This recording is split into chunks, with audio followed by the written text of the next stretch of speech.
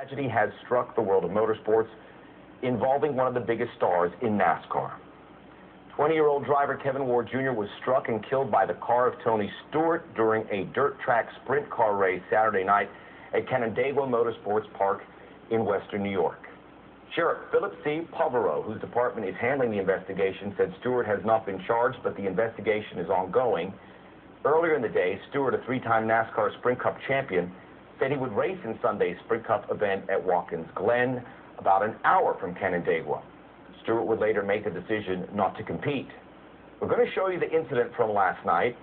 A warning, it is graphic. Discretion is advised. This is amateur video of what happened. Stewart in the 14 car, Ward Jr. outside him in the 13. They make contact. After the crash, Ward got out of his car and attempted to confront Stewart. He was then hit by Stewart's tire, then sent sprawling. The 25-lap race was under caution when Ward was struck. The track canceled the remainder of Saturday's race within 5 minutes. Now, you might recall last August in a sprint car race in Iowa, Stewart suffered a compound fracture to his right leg. The injury cost him the second half of his NASCAR season. He refused to stop his extracurricular racing despite the injury. Ward, a 20-year-old driver from Port Leyden, New York, was in his 5th season driving in the Empire Super Sprints division. Last season, he picked up 2 wins driving in 360 wing sprints. Ward began racing at the age of 4 in go-karts, picking up roughly 250 feature wins in 8 seasons in go-karts. A memorial for Ward Jr. has been set up at Canandaigua Motorsports Park. Fans arriving there to pay their respects. Flowers left there in the fencing as well. Fans continue to make their way there, and certainly as this story continues to grow, the number should increase. Now, this was a statement made by Tony Stewart on the fatal accident. There aren't words to describe the sadness I feel about the accident that took the life of Kevin Ward Jr. It's a very emotional time for all involved, and it is the reason I've decided not to participate in today's race at Watkins Glen. My thoughts and prayers are with his family, friends, and everyone affected by this tragedy. Stewart is not only a driver, but also a team owner. Greg Zipadelli, the competition director for Stewart Haas Racing, addressed Stewart's decision not to race. We talked last night, and then realizing, going through the night, gave Tony some time to sleep on it, and met with him this morning, and he feels strongly this is the right thing to do. We at SHR support it and agree with it.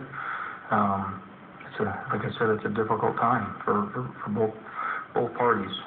There's not a lot you can do. The only thing we can do is do what we feel is right, and this is what we feel is right, and we're supporting Tony in it. He's going through a tough time. It's emotional for him. So we're like I said, we as a group support him. Feel like he's doing the right thing, and we'll move on from this. NASCAR released this statement. Our thoughts and prayers go out to the family, friends, and fellow competitors of Kevin Ward Jr. We support Tony Stewart's decision to miss today's race, and we will continue to respect the process and timeline of the local authorities, and will continue to monitor this situation moving forward. Roger Cossack, earlier today on Sportcenter, on the legal ramifications on last night's incident. Well, what they're trying to decide is whether or not a crime was committed by Stewart, and if there was a crime committed, what exactly was it? What we know is we have a death of a young man who was struck by a car that Stewart was driving. So the question becomes, what was Stewart's intent, if he had any? The intent has to do with how you define these crimes. Did you have premeditation? Did you intend to hurt this other driver? Was it an act of negligence? Was it just a risk that the other driver did, who put himself in harm's way, and there was nothing that Stewart could have done to avoid it?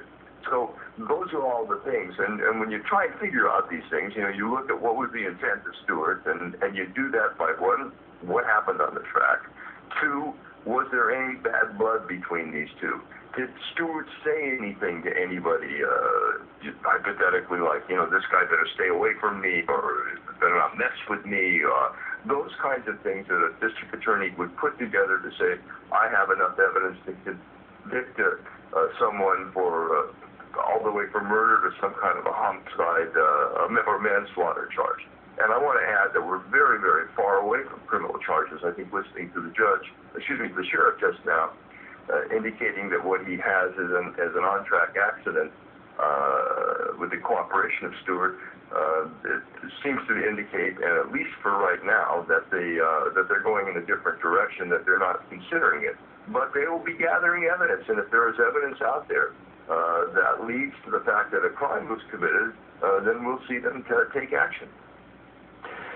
To give you an idea where Canandaigua is, about an hour away from Watkins Glen, which is where the Sprint Cup race is currently being raced as we speak, not too far from the Rochester and Syracuse areas in western to upstate New York.